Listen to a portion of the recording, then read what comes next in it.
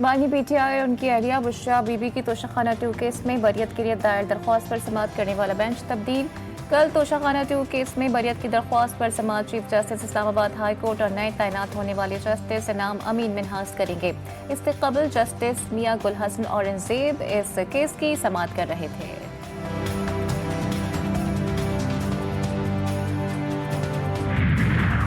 Quorum के इलाके बगन में दहशतगर्दों के खिलाफ सर्च ऑपरेशन। बगन से बड़ी तादाद में गैर कानूनी हथियार बरामद। कबायली रहनुमा के मुताबिक अगवाकारों ने गुज़िश्ता शाम मखवी ड्राइवर को तावान के बदले रिहा करने का वादा किया था, लेकिन तावान के मामला तय पाने के बावजूद मखवी को कत्ल कर दिया गया।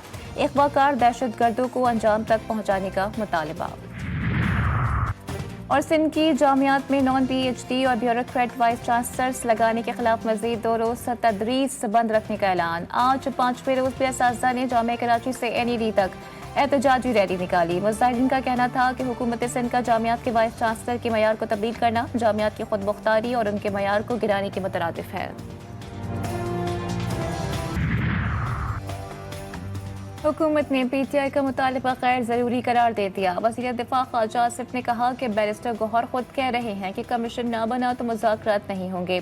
ये लोग चाहते हैं कि हम मिन्नतों पर आ जाए। इरफान सिद्दीकी ने वाज़ेह किया कि जुडिशल कमीशन के बनने और ना बनने का अभी तक फैसला नहीं हुआ। 28 जनवरी को PTI की मुज़ाकराती टीम के साथ चौथा मुश्तरका इजलास होगा। 28 को इंशाल्लाह हम अपना तहरीरी जवाब जो है वो जिस तरह उन्होंने एक बाज़ाब्ता मीटिंग के अंदर हमारे हवाले किया था 16 तारीख को, इसी तरह हम 28 को उनके हवाले करें। आज मकबूजा कश्मीर में हमारे भाइयों और बहनों पर जो जुल्म और बर्बरियत के पहाड़ उड़े जा रहे हैं, तो हिंदुस्तान की फ़ौजें वहाँ पर जिस तरह वो काबिज हैं, मैं समझता हूँ कि वहाँ के अवाम के लिए, वहाँ के भाइयों और बहनों के लिए हम पाकिस्तान ने हमेशा सफारती अखलाकी उनको मदद की। हम डिफॉल्ट से बच गए। पाकिस्तान खुशहाली और तरक्की के सफ़र की तरह तेज़ी से गामजन है। वज़ीर आज़म शहबाज शरीफ का आज़ाद कश्मीर में दानिश स्कूल का संग बुनियाद रखने की तकरीब से खिताब। कहा, कश्मीरियों की कुर्बानियाँ रायगा नहीं जाएंगी। आज़ाद कश्मीर में दानिश स्कूल का क़याम खुश आइंद है। आज़ाद कश्मीर के वो इलाके जहाँ पर ऐसी तालीम और तरबियत की दरसगाहें मौजूद नहीं हैं, वहाँ पर हुकूमत पाकिस्तान ने फैसला किया है कि इसका जाल बिछा दिया जाए। बच्चियों के लिए मुकम्मल तौर पर अलग सेंटर होगा। पीका एक्ट में मजीद तरमीम का बिल कौमी असम्बली में पेश। वज़ीर कानून आज़म नज़ीर तारर ने पीका एक्ट तरमीमी बिल 2025 ऐवान में पेश किया। तरमीमी बिल में फेक न्यूज़ से मुतालिक तरमीम में सज़ाओं और जुर्माने का तयन भी शामिल। फेक न्यूज़ से मुतालिक तरमीम में सज़ा 5 साल तक देने की तजवीज़ शामिल होगी। आज़म नज़ीर तारर ने कहा कि मुजरिमों को सज़ा देने की शरह बहुत कम है। दीगर ममालिक में सज़ा देने की शरह 80% है। इस निज़ाम की बेहतरी के लिए तरमीम ला रहे हैं।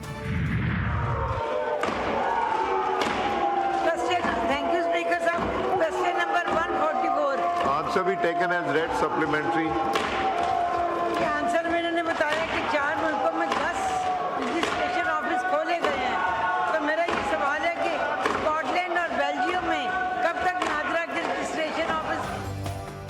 कौमी असम्बली के इजलास का एक और हंगामा खेज दिन। ऐवान में आज भी अपोजिशन ने भरपूर एहतजाज किया।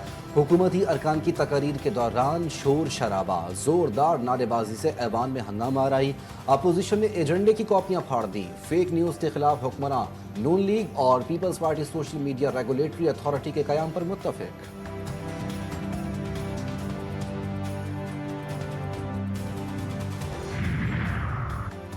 कौमी एहतसाब ब्यूरो की बहरिया टाउन के खिलाफ चार्जशीट। नैब का कहना है कि बहरिया टाउन के मालिक रियाज और दीगर के खिलाफ धोखाधड़ी और फ्रॉड के कई मुकदमा ज़ेर तफ्तीश हैं।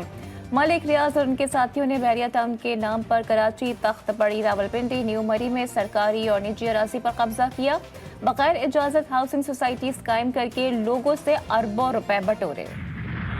एक हाईएस्ट लेवल का करप्शन केस है जिसमें साबिक वज़ीर आज़म बानी चमन PTI इमरान अहमद खान न्याजी को सजा दी गई, और फिर ट्रस्ट बनाना मियाँ बीवी दोनों का, और ट्रस्ट में ज़मीन भी लेना, करोड़ों रुपया भी लेना है ना। मैं ये समझता हूँ कि ये तमाम चीज़ें नाकाबिले तरदीद सबूत मौजूद थे 190 मिलियन पाउंड के।